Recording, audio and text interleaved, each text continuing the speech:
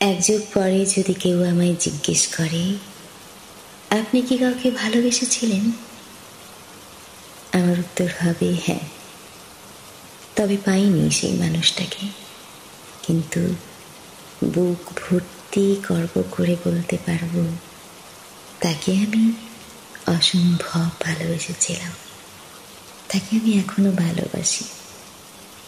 আমার জীবনের শেষ নিঃশ্বাস ত্যাগ করার আগেও আমি বলবো, আমি এখনো তাকে ভালোবাসি।